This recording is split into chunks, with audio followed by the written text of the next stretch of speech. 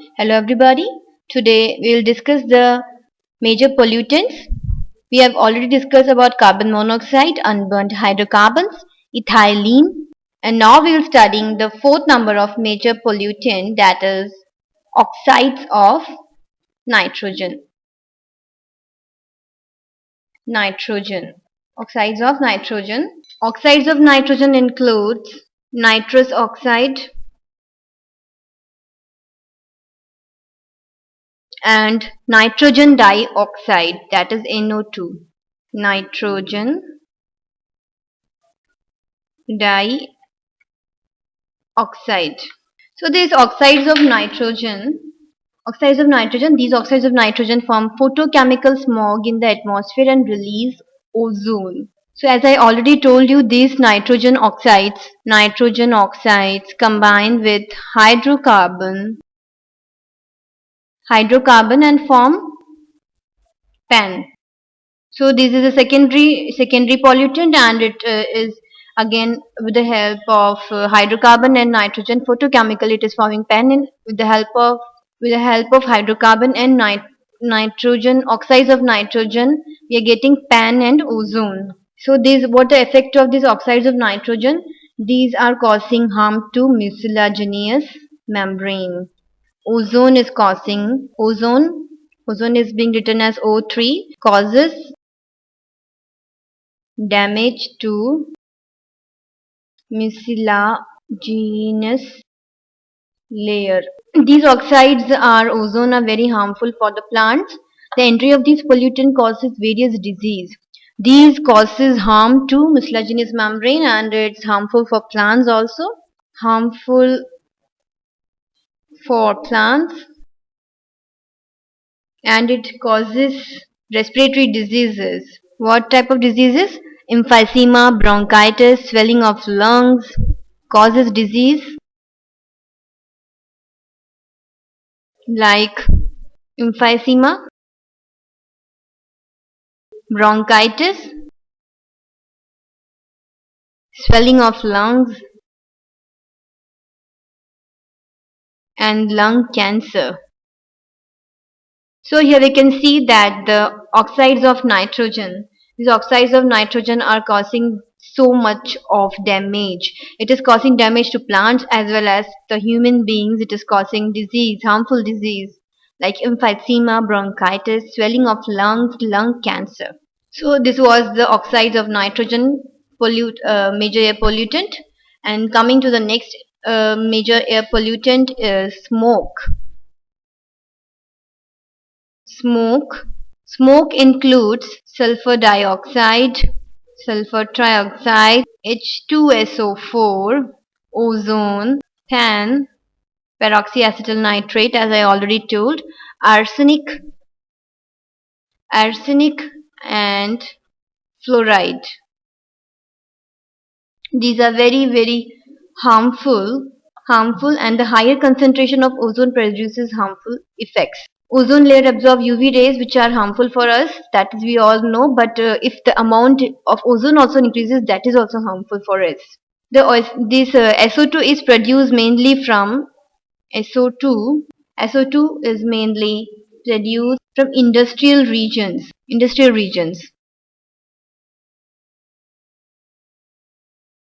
One more important thing I would like to mention here, that the distribution area of lichen and mosses are the indicators of SO2 pollution, because lichen and mosses cannot grow in the industrial regions containing CO2 pollutants. So these are the indicators of SO2. What? Lichens and mosses. So I'll write it here that lichens and mosses are indicators of SO2 pollution. SO2 pollution. It means lichens and mosses cannot grow.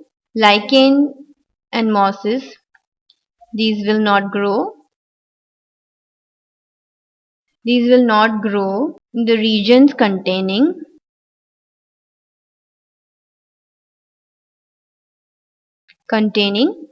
SO2. As this SO2 is harmful for lichens and mosses, so we say that these are the indicators. So always questions comes like this, that who are the indicators of SO2 pollution? So we have to give answer lichen and mosses. Now coming to the aerosol, next major pollutant, air pollutant is aerosols.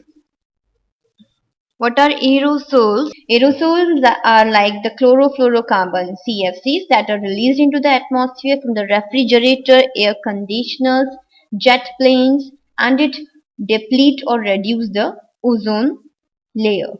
So these aerosols include CFCs.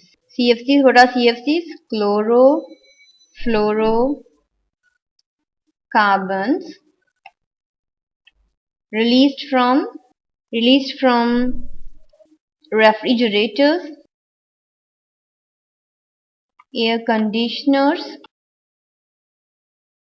air conditioners, and jet planes. And what these do, these chlorofluorocarbons deplete the ozone layer, and we all know that is ozone layer is very important as it absorbs UV rays. So if ozone is getting depleted, we would be getting more and more of UV rays that are very very harmful to us. So now we have completed the major pollutants of air, that is carbon monoxide, unburnt hydrocarbons, ethylene, oxides of nitrogen, smoke, and aerosol. Now we would be studying the secondary effects of air pollutants. Till now we have studied the primary effect. Now we'll be moving to the secondary effects of air pollution. Secondary effects of air pollution. Air pollution. The first effect, the major effect, when I mentioned you the role of atmosphere, I told you about that it maintains help in maintaining the overall temperature of our earth. So that thing is known as the greenhouse effect. Greenhouse effect. So let us see what is greenhouse effect. Usually carbon dioxide is not considered as a pollutant. We all know that CO2 is very very important to us, as it is contributing to the photosynthesis. But if the amount of CO2 increases, it becomes a major issue. So let us see what is greenhouse effect. Usually carbon dioxide is not considered as a pollutant, as I already told you, but its higher concentration forms a thick layer above the earth's surface, which checks the radiation of the heat from the earth's surface. Because of this, the temperature of earth's surface increases, and this is called as a greenhouse effect. So suppose this is our earth. This is our earth surface. This is the earth surface, and these let's see, this is the layer of carbon monoxide, or we can say the greenhouse gases.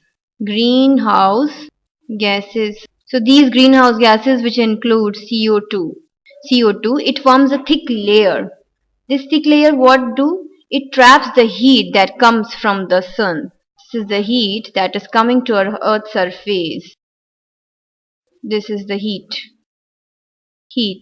coming from the sun. So what this greenhouse effect is, that it is trapping the CO2 and maintaining the temperature of the earth. Radiant and heat trapped by CO2. This is the radiant heat trapped by CO2. So I have told you just now that greenhouse gases. So this greenhouse gases include CO2. Other than the CO2, greenhouse gases are the methane also. Methane, chlorofluorocarbon, CFCs, and one more is there, nitrous oxide. Nitrous oxide. So these are the greenhouse gases. CO2 is contributing 60% of the effect, methane 20%, Chlorofluorocarbons are contributing 14%, and N2O is contributing 6% of the greenhouse gases. So these all gases form the greenhouse gases of the atmosphere, and these help in trapping the sun rays and thus maintains the temperature of the earth. So this was the greenhouse effect. Now there is a major issue these days, the global warming. What is global warming? Let's see now. What is global warming? Global warming. Global warming, the overall increase in average global temperature due to increase in greenhouse gases is known as the global warming. As I have explained you here, the greenhouse effect. When there is an increased amount of CO2 in the atmosphere, it leads to the global warming. So what is global warming? Increase in average global temperature due to increase in greenhouse gases. In short, we say these as a GHGs, is known as global warming. So what is global warming? When this greenhouse effect increases, it leads to the global warming. Now let's see the consequences, the results of the global warming. Consequences of global warming. So first and the major thing, the consequence of global warming is the increase in sea level.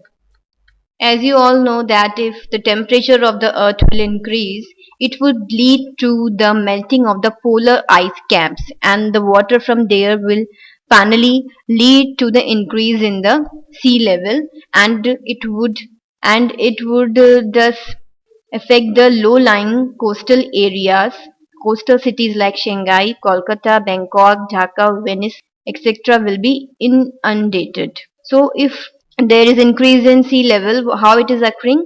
Global warming will global warming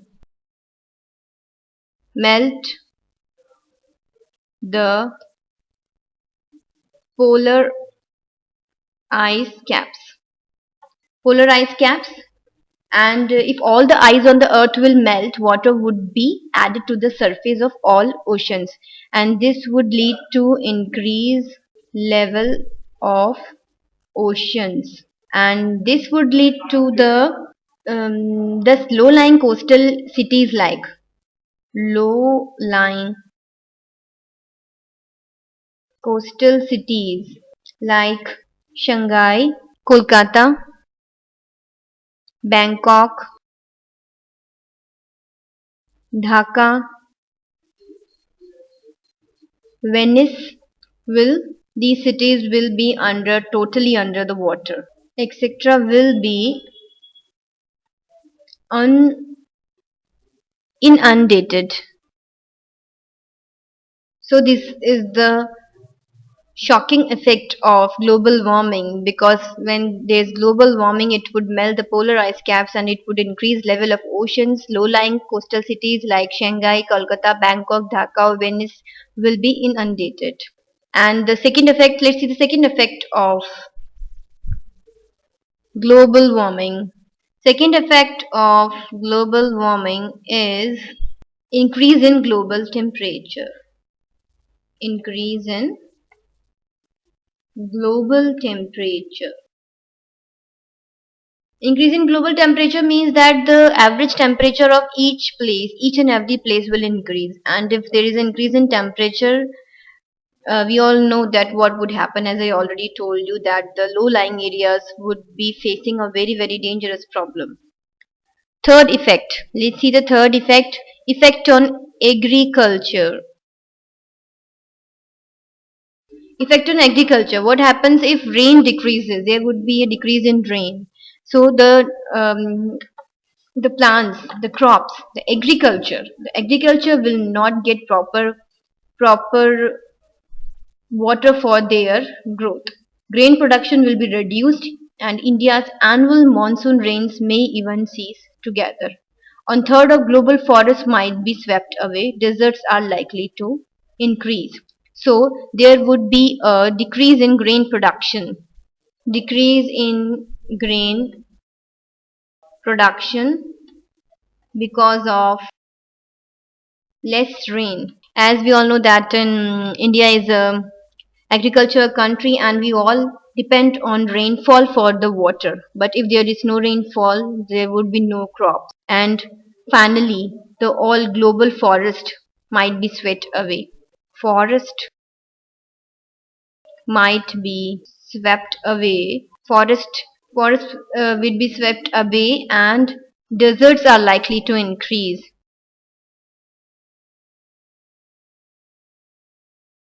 Deserts will also increase.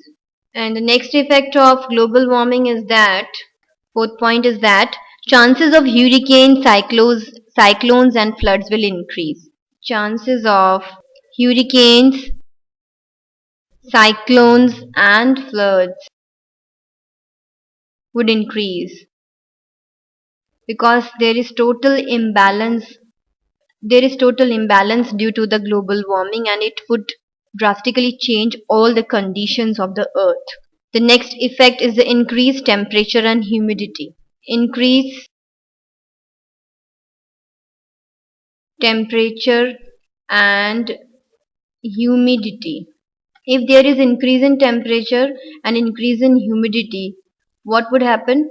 Disease like malaria, filariasis would be spread easily because of the spread of their vectors, because they are getting a good temperature and humid conditions for their growth, and there would be incidences of respiratory and skin disease to increase. Spread of disease. So what would be the effect of increase in humidity? There would be spread of diseases like malaria, filariasis due to spread of vectors. And incidences of respiratory and skin disease are likely to increase. Respiratory and skin disease will also increase. So now till we have studied the effects of the global warming. Now in next class we would be studying about the acid rain. That's all for today. Thank you.